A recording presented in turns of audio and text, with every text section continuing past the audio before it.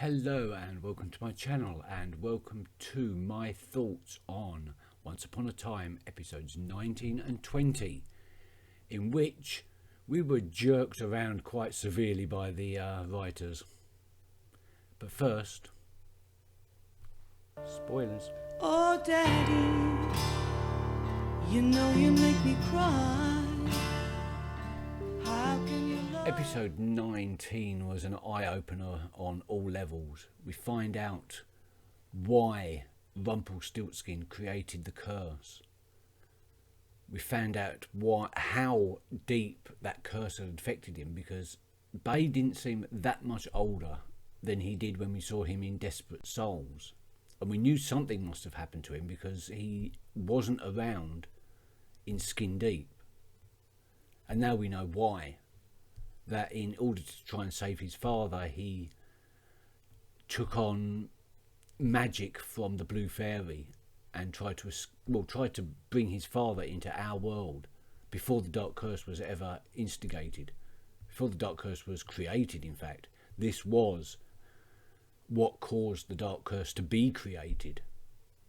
And that was a beautiful and emotional scene. And yet at the time I was so wrapped up as Bay went through the portal and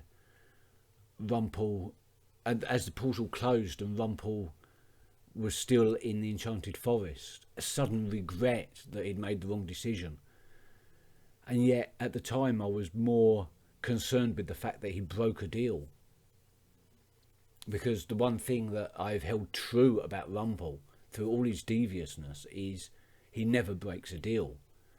But of course this is why he never breaks a deal, because he broke one deal, that deal, the most important deal, and look where it led him. And so August pretended to be Bay, and then attempted to control the Dark One in a world without magic. Obviously didn't work. But in episode 20 we find out that that Mr. Gold has twigged on as to who August Booth really is. And we find out what it was that August changed in Henry's book. That he added the beginning of a story. And it's not the Pinocchio story that I remember.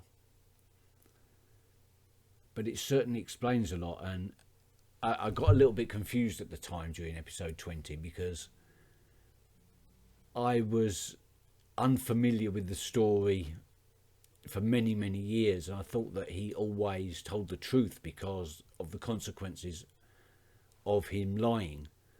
But now I remember that in the story his nose is always growing and shrinking and growing and shrinking because he can't stop lying. That's why he has Jiminy Cricket around as his conscience. So yeah, I got a little bit confused at that bit. But what a reveal it was. I mean, I would never have guessed Pinocchio for August Booth. And of course I'm still not sure why Pinocchio would want to control the Dark One. It didn't really make any sense, unless it was just a lie for the sake of lying.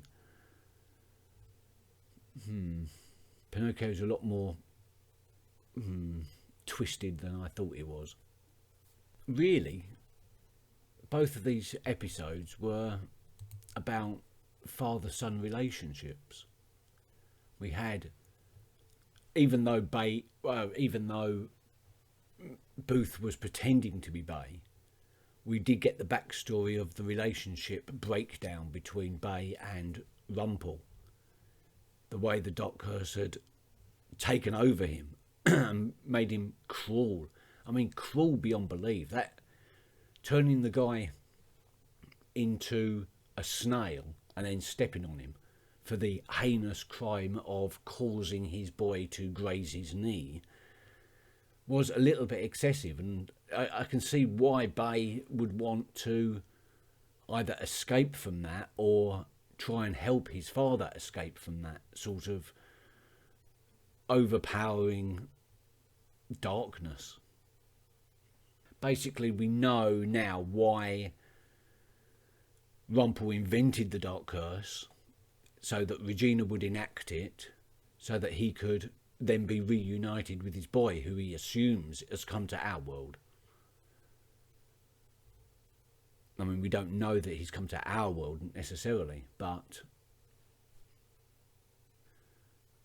And now, trapped in Storybook, but with the memories of the Enchanted Forest, he now realises that he must break the curse in order to be reunited with his boy. Because he's never going to find his boy, because the curse denies happiness. And that is the only thing that is going to make Mr. Gold happy. And then afterwards, of course, we see, in episode 20, we see Pinocchio's relationship with Giuseppe. Is that right? Geppetto.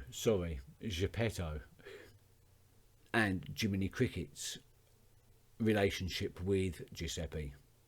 Geppetto, sorry. And of course I'd forgotten all about the fact that it was Jiminy Cricket himself in a human form that caused the death of Giuseppe's parents. Geppetto. And at the end of episode 20 we see that lovely moment where August reconnects with his father, even though his father doesn't remember him. Of course, August / Pinocchio remembers the Enchanted Forest, because when Emma came through, it sort of knocked him over and he realised his mission. But what happened to him after he left the care home, the terribly abusive care home that he should never have left Emma in? He should have taken her with her regardless of what that other kid said. But he was just a kid himself, so maybe that's the regret. I mean, we saw him have all those regrets about being on the other side of the world when the Dark Curse enacted. Or rather, when Emma entered Storybook, that was right, when Emma entered Storybook. Yeah, I probably should wrap up this little My Thoughts video, because I'm starting to ramble and repeat myself. On the whole, I thought both episodes were absolutely beautifully crafted and worked really well as a double episode. I mean, first we get the reveal, and then we get the reveal that it's not the reveal that we wanted, and then so we was teased and jerked about a little bit. But then in the very next episode, the writers were kind to us and gave us what we wanted, which was August's reveal. And I've got to say, it's changed a lot of my opinion of what's going to come in episode 20 and 21, which I'll be reacting to tonight. I don't know when it's going to be uploaded, but I'll be doing both episodes, marathoning it. 21 and 22 I'm just going to watch straight off, boom boom.